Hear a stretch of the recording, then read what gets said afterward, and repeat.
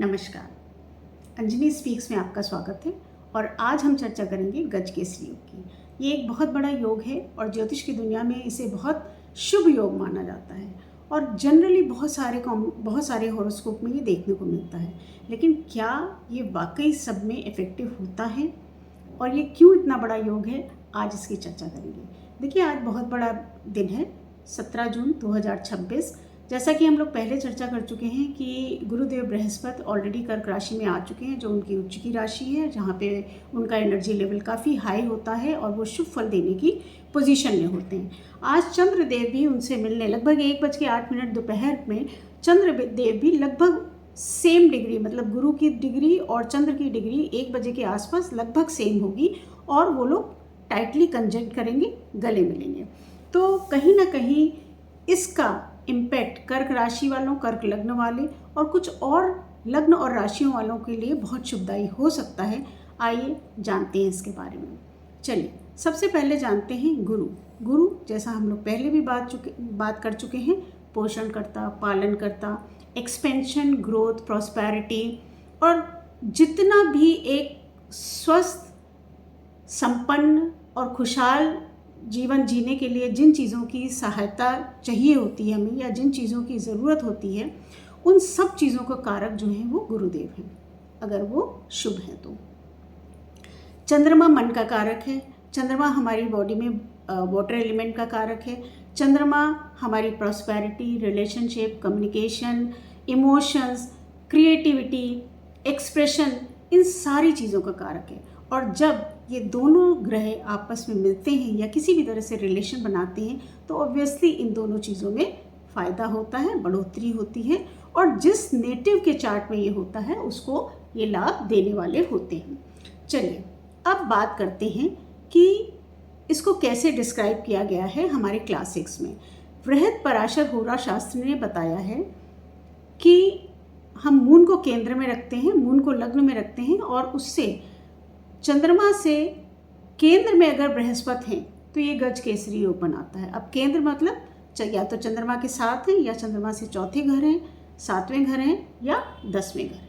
तो अगर चंद्रमा और बृहस्पति की दृष्टि आपस में संबंध जो है वो केंद्र का बनता है तो ये एक गजकेसरी योग बनाता है, पहली बात। दूसरी बात, ये कैसे हो सकता है, उसमें उन्होंने ये भी कहा है कि कई बार ये बहुत ज़रूरी है कि जुपिटर का किसी भी मेलेफिक या किसी अशुभ ग्रह के साथ कोई संबंध नहीं होना चाहिए।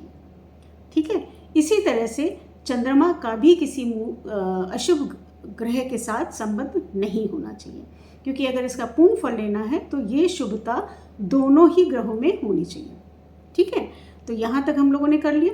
उसके बाद हम देखते हैं कि अगर ये ग्रह किसी 6, 8, 12 राशियों के स्वामी हैं तो इसका शुभ फल देखने को कम ही मिलता है। दिस इज अकॉर्डिंग टू बृहद पराशर होरा शास्त्र। I think it is clear. यहाँ पे एक और बात है, एक चौखंबा पब्लिकेशन वाराणसी ने गजकेसरी योग को ये भी बताया, ये योग तभी फलित होगा जब दोनों ग्रह चंद्र और बृहस्पति अस्त ना हो, क्योंकि अस्त हो गए तो दे आर नॉट इफेक्टिव ना, और उनका संबंध 6th हाउस से ना हो, क्योंकि 6th हाउस इज फॉर रोग, रिपु, ऋण। और अगर बृहस्पति का संबंध इससे हो रहा है, इसका मतलब वो रोग, रिपु, ऋण को भी कहीं ना कहीं प्रमोट कर रहे हैं, उसकी ग्रोथ और एक्सपेंशन का कारक हो रहे हैं। ठीक है, तो इस तरह से उनका भी जो कहना है वो काफ़ी हद तक सही है। फल दीपिका इस मामले में, फल दीपिका ने इस योग को गज केसरी ना कह के सिर्फ केसरी योग कहा है, क्योंकि केसरी कहीं ना कहीं केसर से और बृहस्पति को रिप्रेजेंट कर रहा है। जातक पारिजात ने इसको कैसे एक्सप्लेन किया है, चंद्र से गुरु केंद्र में हो, यानी कि चंद्र को आप लग्न में बनाइए तो गुरु जो है वो केंद्र में होने चाहिए। फिर वही वाले बात है जो BPHS में कहा गया है कि 1, 4, 7, 10 में हो। ठीक, उसके अलावा एक और बात इन्होंने ऐड की है, क्योंकि देखिए हम लोगों के जो ग्रह हैं उसमें से हमारा सूर्य क्रूर ग्रह है, मंगल क्रूर ग्रह है, बुध सौम्य है, बृहस्पति सौम्य है, शुक्र सौम्य है, सैटर्न फिर क्रूर ग्रह में आ जाते हैं। तो यहाँ पे उन्होंने शुक्र और बुध को भी शामिल किया है। क्यों? क्योंकि शुक्र जो है वो क्रिएटिविटी है और बुध जो है वो विजडम, इंटेलेक्ट और कम्युनिकेशन का कारक है। तो अगर ये दोनों ग्रहों पे भी बृहस्पति की दृष्टि पड़ती है तो जातक पारिजात ने उसको भी गज केसरी योग में शामिल किया है। लेकिन ध्यान रखने वाली बात यह है कि क्या हमें कंसिडर करना पड़ेगा। पहली बात, चंद्र मुख्य बंधु है, चंद्र आपका मन है, इसलिए सारी बातें आपके मन से हो रही हैं। सबसे बड़ी बात है, ऐसे ही नहीं कहा गया है मन के जीते जीत है मन के हारे हार, है ना। क्योंकि अगर आपका मन स्ट्रांग है तो सबसे पहले आपको देखना है कि मून एफ्लिक्टेड ना हो, उस पर किसी अशुभ ग्रह की दृष्टि ना हो या अशुभ ग्रह के वो साथ ना हो। दूसरी बात, गुरु नीच के ना हो, क्योंकि गुरु नीच के हो जाएंगे तो वो शुभता नहीं दे पाएंगे। तीसरी बात, गुरु अस्त ना हो और साथ ही साथ चंद्र भी अस्त ना हो। तो हमने क्या देखा, हमारे पास जो गुरु और चंद्र दो मेन प्लैनेट हैं जो इस ग्रह को बना रहे हैं, वो अस्त नहीं होने चाहिए, वो नीचस्थ नहीं होने चाहिए, तभी वो इसका शुभ परिणाम दे पाएंगे। अब मून का या चंद्रमा का किसी भी मेलिफिक या क्रूर ग्रह से संबंध नहीं होना चाहिए। उसी प्रकार से जुपिटर का भी किसी मेलिफिक या क्रूर ग्रह से संबंध नहीं होना चाहिए। हालांकि कई बार ये संबंध होने पर रिजल्ट अच्छे मिलते हैं, लेकिन फिर भी जो फुल पोटेंशियल है उतना रिजल्ट नहीं दे पाते हैं।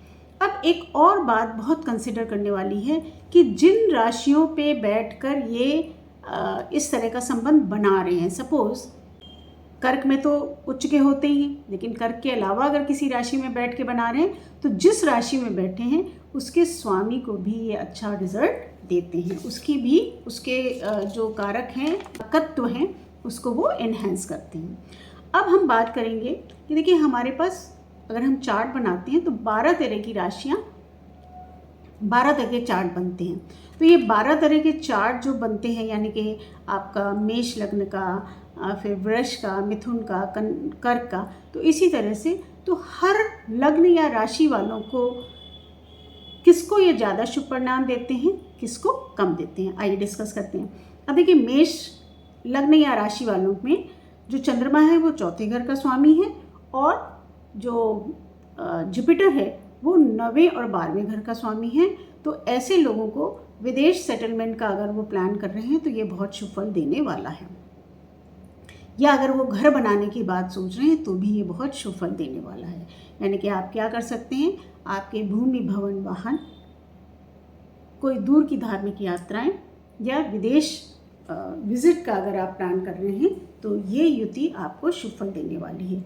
इसी तरह से अगर हम वृष राशि या लग्न को देखते हैं तो वृष राशि या लग्न के लिए बहुत शुभ फलदायी नहीं है। क्यों? क्योंकि यहाँ पे चंद्रमा तीसरे घर के स्वामी हो जाते हैं और जुपिटर जो है वो 9वें और 12वें घर के स्वामी हो जाते हैं। तो इस तरह से ये इनको बहुत शुभ फलदायी नहीं होता है। हाँ, अगर ये फॉरेन सेटलमेंट का प्लान कर रहे हैं तो that will be beneficial for them. तीसरा आता है मिथुन लग्न और राशि वाले लोग। तो मिथुन लग्न और राशि में चूंकि चंद्रमा दूसरे घर के स्वामी होते हैं जो धन भाव का है, और बृहस्पति जो है वो दो केंद्रों के स्वामी हैं, वो है सप्तम भाव यानी कि आपका व्यापार और कर्म क्षेत्र दशम भाव। तो यहाँ पे भी इनके लिए भी ये शुभ फलदायी होंगे। और स्पेशली अगर ये अपना खुद का बिजनेस शुरू करना चाह रहे हैं या कोई वर्क प्लेस पे कोई प्रमोशन वगैरह ड्यू है तो निश्चय ही इनको फ़ायदा मिलेगा। कर्क राशि के लिए, कर्क लग्न वालों के लिए ये बहुत ही शुभ है, क्योंकि चंद्रमा और बृहस्पति दोनों कर्क पे आए हैं। बृहस्पति की 5वीं दृष्टि जहाँ जहाँ पे पड़ेगी वहाँ पे वो शुभत्व देंगे। उसके अलावा चंद्रमा जिनका वो खुद का घर है तो वो खुशी से फूले नहीं समाये हैं, तो कुछ ना कुछ ये अच्छा रिजल्ट देने वाले हैं। और अगर ये जॉब स्विच करने का प्लान कर रहे हैं या कोई दूर यात्रा की बात कर रहे हैं तो निश्चय ही सफलता मिलेगी। सिंह लग्न के लिए, सिंह लग्न या राशि के लिए चूँकि ये 5वें, 12वें और 5वें, 8वें और 12वें का संबंध है, इसलिए अगर आप विदेश यात्रा की बात कर रहे हैं बहुत शुभ फलदायी होगा। अपने कुछ संतान के हिसाब से भी बहुत अच्छा है। अगर कोई कपल बच्चों के लिए प्लान कर रहे हैं तो उनको भी ये युति फ़ायदा दे सकती है। तो this is going to be very good for Leo ascendant. अब उसके बाद हम जब कन्या की बात करेंगे तो हम देखते हैं कि कन्या के लिए ये 11वें भाव और चौथे और 7वें घर का संबंध दिखा रहा है, और इन तीनों ही जगह इनकी शुभता देखने को मिलेगी। आपस में दाम्पत्य जीवन बेटर हो सकता है। अगर कोई घर वगैरह प्लान कर रहे हैं तो भी उसमें कुछ नए रास्ते खुलते दिख रहे हैं, और generally that is going to be beneficial for Virgo ascendant. अब हम बात करते हैं तुला लग्न की। तुला में चूँकि ये तीसरे, 6ठे और 10वें का संबंध दिखा रहा है, तो अगर ये कार्य क्षेत्र में तो इनको सफलता मिल सकती है, बट अदरवाइज थोड़ा सा स्ट्रगल पीरियड इनके लिए रह सकता है। उसके बाद हम वृश्चिक लग्न या राशि वालों के लिए बात करते हैं। तो वृश्चिक के लिए ये दूसरे, 5वें और 9वें घर का 9th हाउस का ये रिलेशनशिप दिखा रहे हैं, जो कि बहुत ही इम्पैक्टफुल और बहुत ही बेनिफिशियल होने वाली है। और इस तरह से हम देख सकते हैं कि इनका खुद का विकास, क्योंकि 9th हाउस में बैठ के जुपिटर जब लग्न को देखेंगे और 5वें घर को देखेंगे तो कहीं ना कहीं आपकी अपनी मानसिक, शारीरिक और आध्यात्मिक आपका ग्रोथ होगी, और उसके अलावा आपकी क्रिएटिविटी भी कहीं ना कहीं इन्हेंस होने वाली है। अब हम देखते हैं धनु लग्न के लिए। धनु लग्न में कन्या जो है धनु लग्न में कर्क राशि 8वें घर में जाती है। तो थोड़ा सा अगर कहीं बीमारी या कुछ इस तरह का या सडन कुछ आ रहा है तो हो सकता है, हालांकि गुरु जो है वो 8वें घर में नेगेटिव इम्पैक्ट नहीं देते हैं, लेकिन फिर भी कुछ थोड़ा सा अलर्ट रहने की बात है। मकर लग्न और राशि वालों के लिए ये बहुत शुभ नहीं है। क्यों? क्योंकि गुरु जो है वो 12वें और तीसरे घर के स्वामी हैं। हालांकि चौथे घर में बैठ के जब वो लग्न को देखेंगे तो जातकों को तो फायदा पहुंचाएंगे, लेकिन थोड़ा कठिन परिश्रम और ज़्यादा खर्चा हो सकता है। कुंभ लग्न वालों के लिए हम देखते हैं तो ये युति जो है वो सेकेंड हाउस, 6th हाउस और 9th हाउस की बन रही है। तो कहीं ना कहीं आपका अर्थ त्रिकोण जो है वो बहुत एनहेंस हो रहा है। तो अगर कोई आप नई जॉब देख रहे हैं या धन आगमन के नए रास्ते खुलने की गुंजाइश है। मीन लग्न का आपका देखेंगे कि लग्न शामिल हो रहा है, 5th भाव शामिल हो रहा है और 10th हाउस शामिल हो रहा है। तो कहीं ना कहीं ये गुरु आपको ब्लेस करके जाने वाले हैं। लेकिन इन सारी चीज़ों के साथ हमें एक चीज़ नहीं भूलनी चाहिए कि बाकी प्लैनेट्स की पोजीशन क्या है, और उसके अलावा जो बहुत इम्पॉर्टेंट है, जो D4 चार्ट है या चतुर्थांश जिसे हम लोग कहते हैं, उसमें इन दोनों प्लैनेट्स की स्थिति क्या है।